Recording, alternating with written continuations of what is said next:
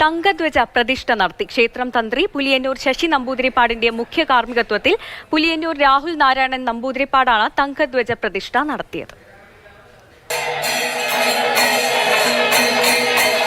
തങ്കധ്വജ പ്രതിഷ്ഠയ്ക്ക് മുന്നോടിയായി 16 ദിവസക്കാലം നീണ്ട ചടങ്ങുകൾ ആചാരവണക്കത്തോടെയായിരുന്നു തുടക്കം. വാഹനബിംബവുമായി ബന്ധപ്പെട്ട കലശവും ഹോമവും പൂർത്തിയാക്കി ഇന്ന് രാവിലെ 8:15 തങ്കധ്വജ പ്രതിഷ്ഠ.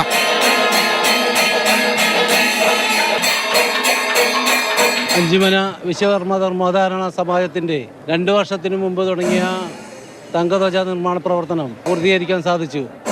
അത് ഇവിടെ വരുന്ന ഓരോ ഭക്തരുടെയും ഞങ്ങളുടെ സമാജ അംഗങ്ങളുടെയും കൂട്ടായിട്ടുള്ള ഒരു പ്രവർത്തനം കൊണ്ട് ഞങ്ങൾക്കത് വലിയ രീതിയിൽ 2 വർഷം കൊണ്ട് അത് പൂർത്തീകരിക്കാൻ സാധിച്ചു. ഇവിടെ വരുന്ന അഞ്ചുമന ക്ഷേത്രത്തോട് ബന്ധപ്പെട്ട എല്ലാ മാന്യവ്യക്തികൾക്കും സമാജത്തിൻ്റെ പേരിലുള്ള നന്ദി രേഖപ്പെടുത്തിക്കൊള്ളും. ഈ മാസം 24 വൈകിട്ട് 7 മണിക്കാണ് തൃക്കൊടിയേറ്റ്.